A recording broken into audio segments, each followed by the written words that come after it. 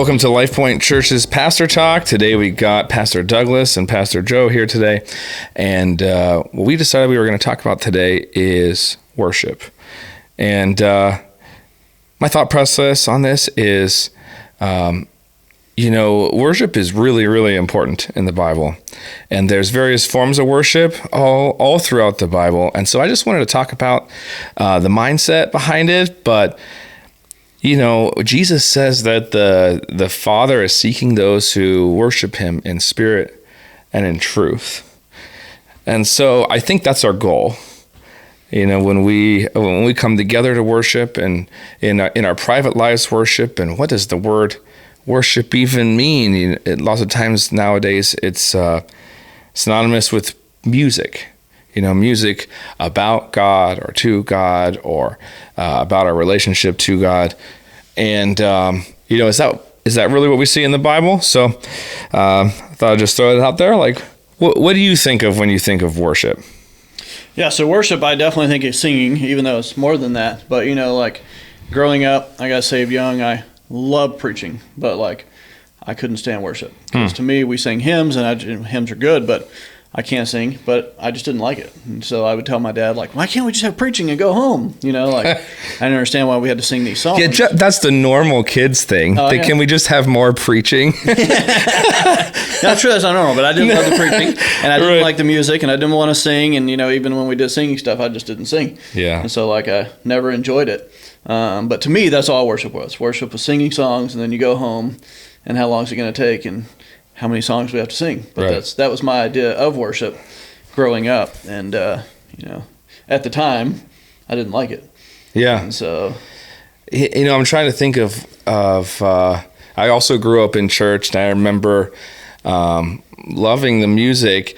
And this was in the mid-'90s. So when Hillsong was really kind of exploding, and they wrote, what was the hit from then?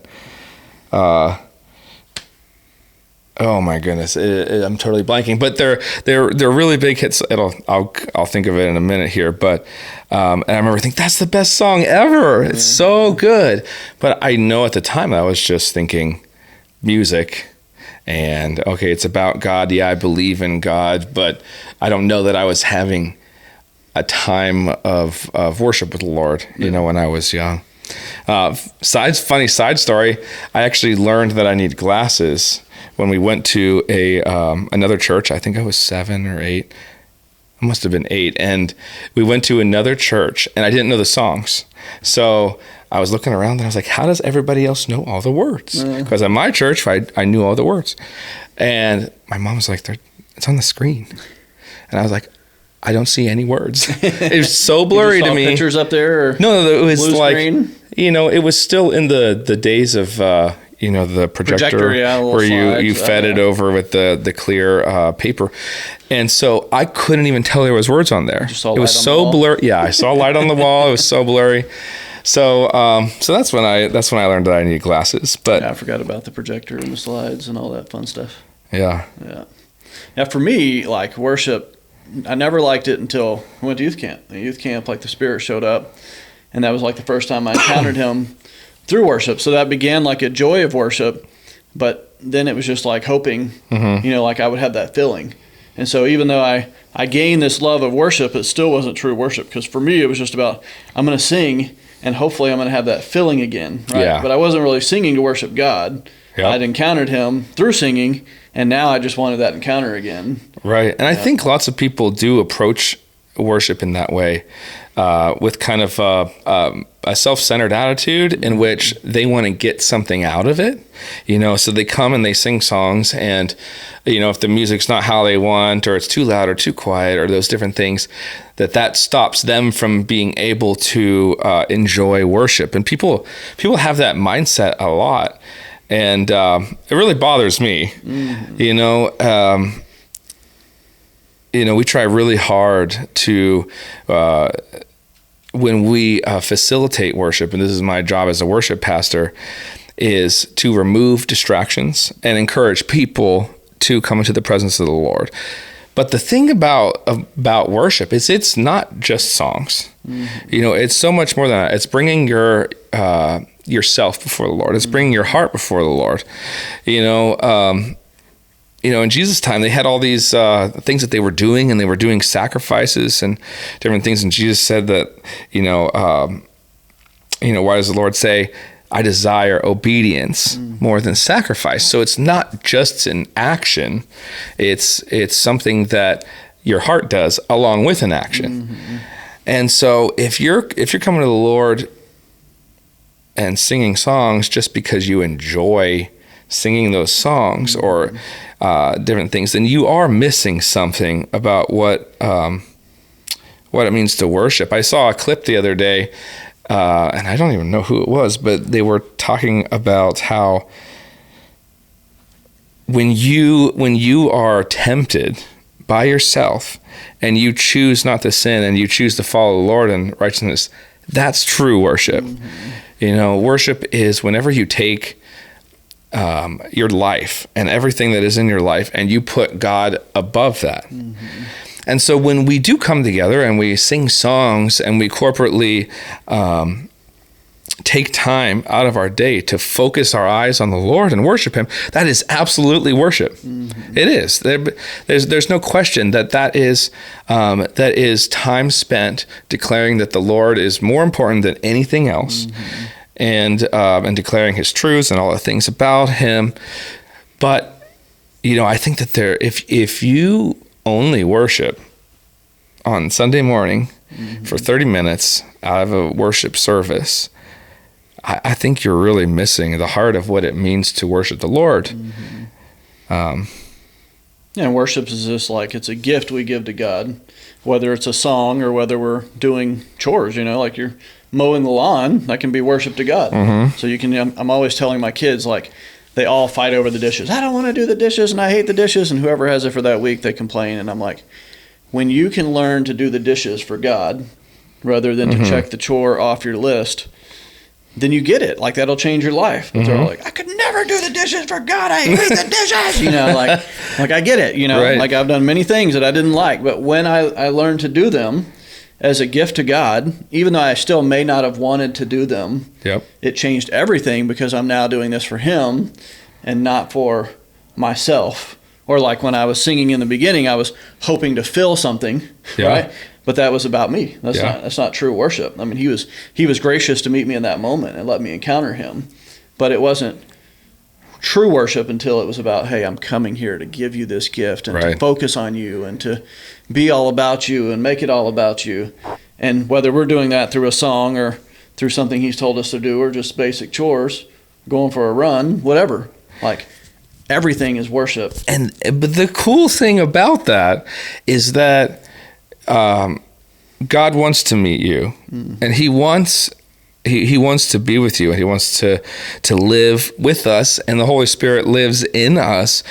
And so when you do worship with true intentions, right, and you're actually desiring for Him to be praised and glorified, He does meet you, mm-hmm. and you do feel that. Oh, yeah. I mean, that changes not only just when you're singing songs with other people, but I mean, it does when you're mowing the lawn too. Mm-hmm. I mean, the joy that you have when it changes from doing something for yourself or because you have to and doing it for the Lord, then the joy that you feel in that is completely different. Mm-hmm. I mean, if you're in a job that you I don't know, maybe your boss is terrible and he's rude to you, but God has still called you to be loving towards them, mm-hmm. and to serve in your position faithfully as for the Lord, then you will find joy even in a position that other people would say, just get out of there. Oh, yeah. Like, there's nothing beneficial to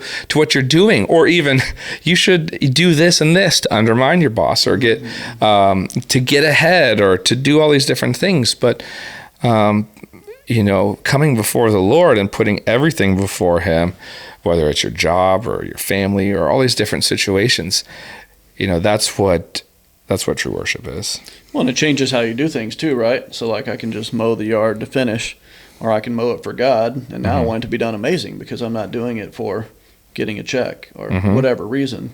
I'm doing it for Him and for His glory. And so it affects every part of our life. I think about times where like you get in that moment of like an actual singing worship moment where like it's amazing and God is there, and then church ends or move on. You're like, no, don't stop. I don't want this moment to end. Mm-hmm. And so you live from Sunday to Sunday. Like, I can't wait till next Sunday to be in that God's presence in the moment. And, it's awesome. We come together and we encounter God in a special way, like corporately. Mm-hmm. But when you learn to just apply that to every part of your life, mm-hmm. now everywhere you go, everything you can do can be with Him and in His presence and for Him. And the people that I see worshiping the Lord, the most fervently, and not necessarily the most outwardly fervently, but people that are worshiping the Lord on Sunday mornings, the deepest, those are the people that I see that are worshiping the Lord other times throughout the week. Yeah. They literally are taking time out of their day, daily or multiple times a week to spend time with the Lord in worship, in praise. And so as the worship pastor here, my desire is not just that people sing more on Sundays. Like, that's really not my goal. My goal is for you to meet the Lord, for you to desire Him more, and for everybody to want to take the next step with the Lord of giving them their lives and go further in worship in every single part of your lives. And so, and that's really, it's a never-ending thing. You never reach the end. Oh, yeah. You never reach the end. And if you think you do, then the Lord will show you that. Oh yeah, well, like you haven't. Growing up, they would say like, heaven is going to be worshiping God forever. Mm-hmm. And I always thought, well, that sounds horrible. Like, we're just all going to be in a service singing for like all of eternity. Well, and even if you do really enjoy that, like, how can you do that forever? Yeah, forever. But when you learn like, it's a lifestyle. It's not just we're all going to be in a sanctuary singing. Like, we're going to understand God more and more for eternity. And the more we understand Him, the more we're going to like, He's amazing. And we'll naturally worship Him in the way we were made to do. Yeah, I mean, that's one of those misconceptions that people think we're just going to be, people even have crazy misconceptions where you're just going to be a chubby little baby with wings floating around just singing to the Lord all day. I think, now we see in a shadow. Yeah. Dimly, but then we'll see clearly. I think that everything that God made us for, to create, to build, to encourage one another, to explore, to learn, all the things that we do now that are good, that are of God. I mean, He made the universe and put us in a place that we can learn and observe it. Like, that's really amazing. He obviously wanted us to learn and just become more in awe of Him and what He made. And I think that we'll do that. Absolutely. For all of eternity. So not only are we going to be worshiping Him, which we do know that there is, around Him 24/7, angelic beings singing, holy, holy, holy is the Lord Almighty, who was and is to come. They're singing that forever. I don't think they're going to stop. Yeah. And I think that we'll join in with that. But I think what we'll also be building and will be His, and in everything, it will be worship, not just the singing, but our hearts would be pointed towards Him. Mm-hmm. Just always focused on Him and everything we're doing forever. It'd be amazing. I think the other thing too for me, like worship is like the great reset for me. Like, like I used to really struggle with depression and different stuff, but now worship has set me free, because if I find myself in a bad attitude or depressed or whatever, if I just start worshiping, it changes everything for me. Of course, you don't feel like worshiping in that moment. Right. But when I do, the sooner I do, the better it is, because it takes the focus off myself. My depression, my frustration, my whatever comes out of a wrong focus on myself. And then worship is my breakthrough, because it's like, hey, you're thinking about yourself again. And I put it back on Him and focus on Him. I mean, if we think about David, who was a man after God's own heart, when he sinned with Bathsheba and he had the child, and the Lord said, I'm going to take this child, and he mourned, right? And then the child died, and then his first thing to do was he cleaned himself up and he praised the Lord. Mm-hmm. And everybody around him was like, what are you doing? Mm-hmm. But, Lord gives and Lord takes away. Blessed be the name of the Lord. And that is such a, in my mind, it's such a picture of what true worship is. It doesn't matter how you feel. It is a resetting. Yeah. It is a resetting of your mindset of who God is and who you are. And then when people are done and you spend time doing that, you never feel worse. Mm-hmm. You never regret it. Oh, yeah. It's never like, oh man, I just wasted all that time and now I feel worse. Mm-hmm. Not even one time. I've never even heard of that happening. You always feel clearer. Mm-hmm. You always feel more joyful. And you always, you may not go from, if your child just died, you may not go from being very, very sad to absolutely joyful, mm-hmm. but it will give you a better perspective, a more godlike perspective on your situation. And so I always think about that with King David. Yeah, I've thought about, I've read that, but I've never thought about him getting up and worshiping. I've seen the people like, hey, you were mourning and now mm-hmm. you're like better off now that the child's gone. But I've never seen in my mind like him mm-hmm. worshiping, It's a really amazing picture of how to respond. Like you said, you still got to walk through the grief. You still got to walk through the process. But that worshiping just resets. Hey, it's not about me. It's about him. And he's amazing regardless of what I'm going through. Mm-hmm. And that definitely helps. David is kind of like the worship leader in the Bible. That's mm-hmm. kind of, people always point to him because he wrote so many songs and his heart is just so for the Lord. And we sing better is one day, right? And better would it be to be a doorkeeper in the house of the Lord for one day than 1,000, mm-hmm. elsewhere. And we see that one. And then we see also David wrote, this only do I seek, to dwell in the house of the Lord forever. So he didn't want to just settle for one day. Mm-hmm. He wanted to settle for every day. And he had, his tabernacle that he set up, and it was just 24/7 worship. Mm-hmm. And that's kind of the model that all these churches do with 24/7 worship. Mm-hmm. And it's just like, is that our desire? Is that truly what we want? Like, this only do I seek, to dwell in the house of the Lord forever. And, thinking about that for me resets me a lot. Mm-hmm. When I really want something, or oftentimes when you start veering off from God's direction, it's just so slow. Mm-hmm. that you don't realize that your desires are just like, well, they're kind of going off here. This seems not bad, but then you're just, you're moving in the wrong direction.